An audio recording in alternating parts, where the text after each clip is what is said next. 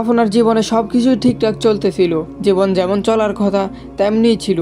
তারপর জীবনে আসলো হঠাৎ একটা ধাক্কা, সব উলটপালট হয়ে গেল। হয়তো কোনো প্রিয় মানুষ চলে গেল, আর না হয় কোনো চাকরি চলে গেল। হয়তো জীবন থেকে বর্ষার মানুষটা মিথ্যা প্রমাণিত হলো, অথবা এমন কিছু হলো যেটার জন্য তুমি একেবারে প্রস্তুত ছিলে না।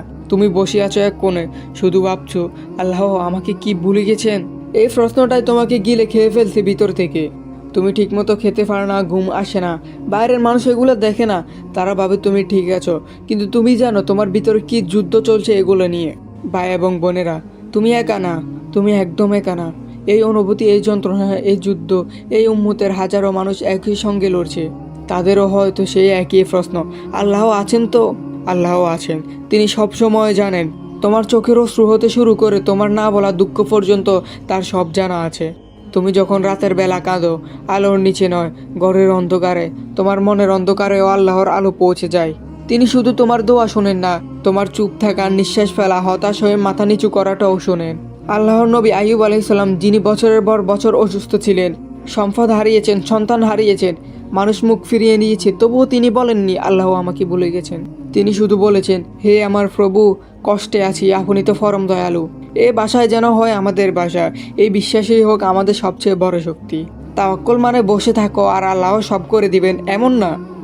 তাওয়াক্কুল মানে হলো তুমি দৌড়াও, লড়াই করো, চেষ্টা করো, ব্যর্থ হও, আবার চেষ্টা করো, আর মনে রাখো ফলাফল যেটাই আসুক, আল্লাহর পরিকল্পনায় আমাদের জন্য সবচেয়ে বড় উত্তম।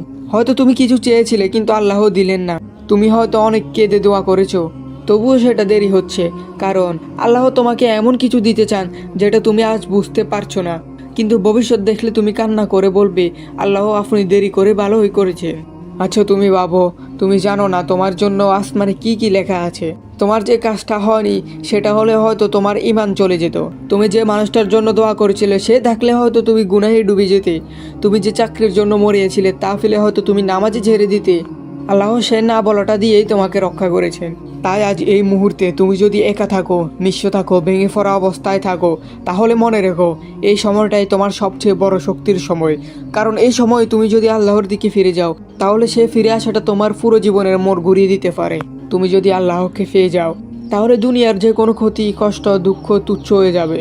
তুমি যদি আল্লাহকে হারিয়ে ফেলো, তাহলে দুনিয়া সব কিছু পেয়েও তুমি শূন্য হয়ে যাবে। তাই আজ শুধু বলো, হে আল্লাহ, আমি বুঝেছি, আমি এখন থেকে আপনাকেই চাই, আপনার উপরে ভরসা করব, আপনার পরিকল্পনাকেই ভালোবাসবো, আপনার দেওয়া না কেউ রহমত হিসাবে দেখব। যে আল্লাহর উপর ভরসা রাখে, আল্লাহ তার জন্য যথেষ্ট।